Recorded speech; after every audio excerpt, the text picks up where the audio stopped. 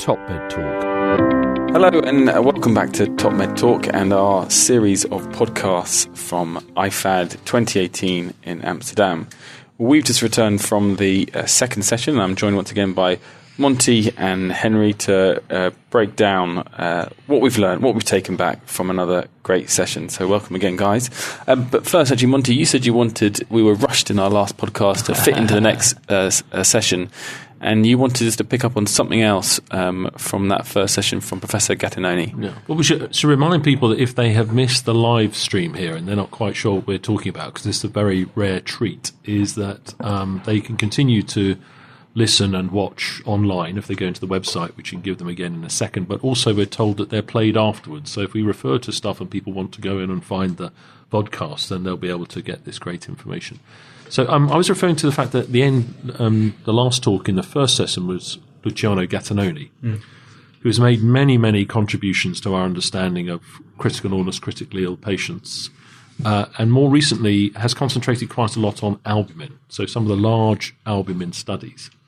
Now, in his talk, he emphasized towards the end that albumin not only has drug-like properties, has quite a long list of drug-like properties, but also that although we use it as the reference molecule when we're thinking about colloid osmotic pressure, that it's not the only thing that generates colloid osmotic pressure. And it can be low, and colloid osmotic pressure could be high. Now, did you track on that, Henry? And would you like a little bit more explanation as to what he was getting at there? Definitely would like a little bit more explanation. It's a quite complicated topic. So we use albumin as a reference molecule because its molecular weight and size means that it's sort of ideal in health to contribute to what we understand as the colloid osmotic pressure, i.e. those larger molecules that stay within the intravascular space. Now, you remember osmotic forces are created by the number of particles, not the size of the particles. So the bigger the particles that get per unit volume, they actually create less suck. Imagine you've got a unit volume and you can get 4 big balls in it. That's 4 lots of suck. Cut those in half, you've got 8 lots of suck. Right. So providing they stay within the volume, they create more suck. Now, albumin is relatively easy to measure over time. We're familiar with the levels of albumin, so we use it as a reference for colloid osmotic pressure. But once you're sick, they're not the same because we produce so-called acute phase proteins. So when your acute phase proteins go up in stress, of which you can think of a long list of them, they contribute to colloid osmotic pressure as well. And one of the reactions to your acute phase proteins is the albumin goes down. So if you really do want to know the colloid osmotic pressure in a sick patient, and it's not clear that it's that helpful to know it, but if you're worrying about whether the albumin levels are relevant in edema, then the thing to do is to measure colloid osmotic pressure, which is very doable. Did that make sense? Yeah. Most people just don't worry about it, if you see what I mean. They say the albumin's always low when you're very sick. You can't feed patients to make it go up. If you give bottles of it, it goes up transiently. It doesn't appear to help. It's probably a waste of money. Don't do it. Would you say this is the sort of main function of albumin then, or? I think most people believe it's more the drug properties that are there. But part of being very unwell is pretty much everything's a bit broken. And maybe in it being a bit broken, and this comes out a lot of the Everest things that Joff has been recorded, maybe actually what they are is adaptations, and they're adaptations to facilitate survival, not manifestations of dying.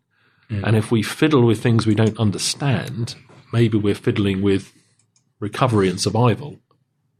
Yeah, I mean, Professor Gattinoni listed all the kind of, aside from the colloid osmotic pressure, the secondary effects, as you mentioned, of albumin, including kind of endothelial integrity and stabilization, etc., which you think would all be advantageous in the sick patient, and therefore giving albumin would improve that situation. But as you say, it may be an adaptive mechanism that the albumin drops and another mechanism comes in place to try and improve the situation. So, I think sometimes meddling may do more harm than we think. And the big trials, of which Albios is probably the biggest, targeting albumin levels with supplementary albumin. Overall, no difference. The sicker group probably benefited. It's a subset analysis. But if one subset benefits, another subset possibly was harmed. So I think what we can do from it at the moment is if you feel very emotionally fired up that giving albumin to very sick patients helps you manage them, you can probably justify that. if you think it's a waste of money, you can probably justify that opinion as well. Yeah, it'll be an ongoing hot debate, Albumin, as I'm sure. So moving on to the session we've just come out of, in which Joff, sorry, I forgot one other thing you mentioned right at the end, which is that albumin is a weak acid. Yeah. Yes. Yeah. So if everyone tracking on that, it's negatively charged, the surface of albumin. So therefore, if you look at the steward theories of acid-base balance, it performs a little bit like chloride does. It's basically a strong anion. Yeah. So if it's up, you're a bit acidotic. If it's down, you're a bit alkalotic. Yeah. Again, probably not that important, but if you're wondering why your acid-base balance is out in your critically ill patient and you can't make sense of it elsewhere, the albumin may be in play. Bear in mind. Yeah. So the latest session we've just come out of, in which the focus from what I took from it was really talking about the difficulty in the setting or the importance of guidelines, or not the importance of guidelines, depending on your opinion, and also this concept of fluid stewardship, which I'd like to come to first, if that's all right. So Manu Malbrain talked about antibiotic use. That they are drugs. We become aware of the disadvantages and the implications of inadvertent use of antibiotics, and now it's very strongly, certainly in the UK, this concept of antibiotic stewardship, that we ensure that antibiotics are started for the right reason, they're given for the right amount of time with the right amount of dose, and they're stopped appropriately. And now this concept of fluid stewardship and having fluid stewards on intensive cares and on wards to ensure the appropriate use of fluids as drugs. Is that something you were aware of, Henry? What's your take on fluid stewardship? Well, Manu drilled in the sort of 4Ds, 4Qs and 4Is. So the 4Ds being similar to the antibiotic stewardship in drugs, dose, duration and de-escalation. And then with the 4Qs, you're looking at when to start giving IV fluids, when to stop fluids, and then when to start fluid removal and when to stop removal. So it's definitely these are great ways of pushing forward the message of how important the stewardship of the fluids are. A bit more into it would be interesting. Yeah, because I think that's one of the big pushes that have been happening, certainly in the UK, is trying to make sure, even when a fluid is started, to make sure that it is stopped when it's not needed. It's the classic scenario that someone started a fluid and then a patient just remains on fluids without any adjustment according to their clinical need for too long. Is that something that you still think is a problem, Monty, and that we need to address, and maybe stewardship may help resolve that? Yeah, I think in the paper that's been published very recently in the Annals of Intensive Care, if you look it up, if you look Malbrain, Malbrain up, and Mythen, for example, I just happen to be one of the co-authors, it's laid out in there the principles of fluid management and stewardship, and it draws a lot of analogies with the antibiotics. So in other words, the antibiotic stewardship has come in not just to try and make sure you're giving what you hope is the right antibiotic, but it's really how to stop it as quickly as possible. So most of the water and salt that our critically ill patients receive, it would appear from the epidemiological studies, comes not from resuscitation but from creep. So every day there's extra fluid going in with drugs or maintenance, and over time that accumulates and accumulates and accumulates, and it's a bit like the potential harm from the antibiotic that should have been stopped. Mm-hmm. So the stewardship idea is assign a team or a person to think about that on all the patients every day as part of getting the day's work done. So like the antibiotics, microbiologist turns up with the results, discuss, stop, start, maybe, rescue, maybe do the same thing for your fluids. Give it some thought, give it a go. What do you have a vision as to how that would actually work practically, that you'd have maybe a member of the intensive care or the anaesthetic department who would then round the wards, that kind of... Yeah, I think different people are doing it in different ways. Some people are asking their nutrition team to do it because they're into that already. They're doing a holistic patient evaluation of every patient, and salt and water balance is part of that evaluation, but get a little bit more focused on the creep element of it, and cumulative salt load, because you can hide a huge amount of salt in the body, because if you give isotonic fluids, the electrolytes don't change. Almost all the patients are edematous. Try and work that out. See if you can trim away at any of the salt and water. Other situations, maybe it's a champion and it's going to vary. So, some units have 2 to 4 beds on them, rare these days. Others have 22 to 40 beds on them. So it'll be horses for courses. So I suppose actually it's not just this steward or champion being present on the clinical space and helping clinicians, nursing staff with individual patients, but actually the educational component to it. And thinking about it, I think we're thinking about fluid balance more every day. Back 20, 30 years ago, we used to think about it every day. We didn't have much else to think about. But then I think we had a number of decades where it slipped away a little bit. It's like, don't worry about it, it'll sort itself out when the patient gets better. So now I think there is a greater discussion on fluid balance, and once the patient's been there for a while, trying to go a bit negative every day, for example. But this is a step beyond that somebody focuses on it in the same way as we might think about DVT prophylaxis or nutrition. Where are we on that salt balance? What else could we do to trim it? And it probably does need a champion to just keep us on the case. You've worked on critical care relatively recently. What do you think? No, I think it remains well, and this was mentioned in the discussion afterwards. Is that even on intensive cares, the variability in fluid management is still quite profound, and if we are going to be the ones purporting, fluid stewardship, we need to start by tightening our own ship as well. Yeah. And so even on the intensive care units, critical care units, the need for a fluid stewardship program is still very much acute. So I think, I'm all in favour. I think it's a great idea because of the success of the antimicrobial stewardship, which I think initially when they started off, there wasn't a lot of support for that kind of setup.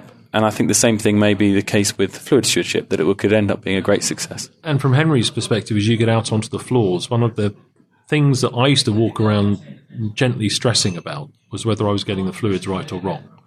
And it seemed like quite a brave thing to take an IV drip down.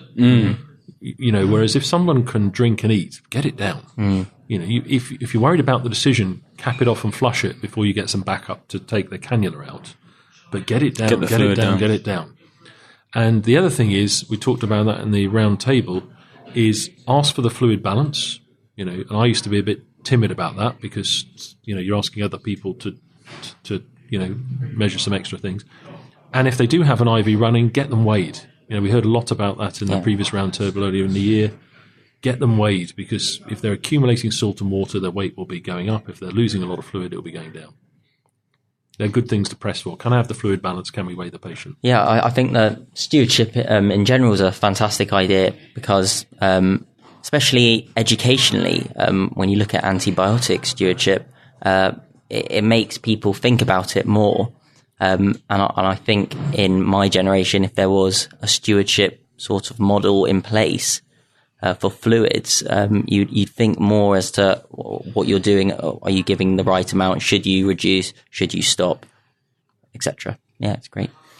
Now, I was going to move on to the kind of aspect of guidelines. It was another hot topic in the last session. And Monty, you delivered the talk on how to establish, how to write fluid guidelines. But you've got experience in both national and local guideline writing. Now, give us some of your kind of summary to what I gave taught us. 5 or 6 examples of different styles of guidelines I've been involved with. And I think at 2 ends of the spectrum are the NICE guidance. NICE 174 is the administration of intravenous fluids to adult patients in hospital. It's a UK-based guidelines. And at the other end of the spectrum are really consensus statements, of which the Enhanced Recovery Partnership published one in Perioperative Medicine about perioperative fluid management. The NICE guidance, very, very rigorous process, large teams assigned to explore the data with a previously locked protocol that says you can't say anything unless you can back it up with evidence that's from large, appropriately powered, prospective, randomized controlled trials. And if we can't find any of that, we might let a little bit of opinion creep in, but be careful. And at the end of over 2 years, with a large team of people who goodness knows how much money, they made 10 recommendations, of which some people said maybe they were all a bit limp, because actually you couldn't really make an evidence-based recommendation about anything. Yeah, you said none of the statements are evidence-based according to the specific NICE guidance on how to make an evidence-based decision. I mean, there are very helpful comments in there about you should worry about fluid management, you should write it down properly, you should get the IV down all those good things. There's only two things that actually get off the fence a little bit. And that's the choice of a resuscitation fluid, and they go for a crystalloid with a wide bandwidth of sodium that includes both saline and Hartmann solution. And the reason for that is the teams who have no emotion in it, they just review the literature independently, said we cannot find any evidence to support you making a recommendation, whether it's colloid versus crystalloid or crystalloid versus crystalloid. So if you feel you have to say something, you're going to have to make this pretty limp statement about the fact that anything on the shelf that's isotonic's probably all right.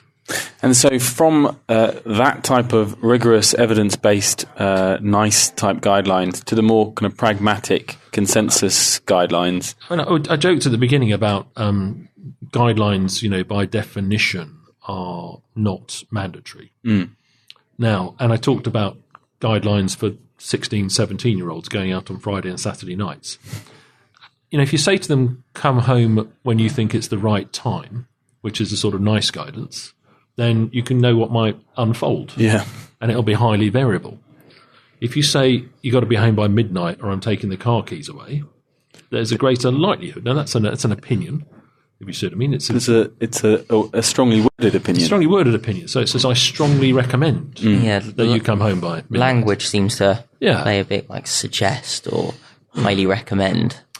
And it's a little bit of a flippant way, but the people seem to prefer guidelines, accepting the fact that they're not mandatory, they're not legal requirements, if they get off the fence a little bit. Like, great, you've told me to go to the bedside and do the right thing.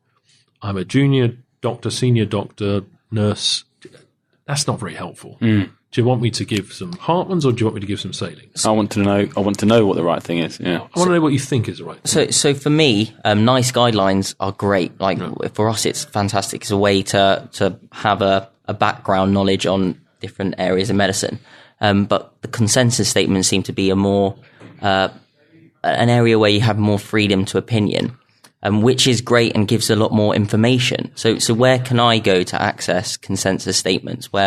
How do I go about that?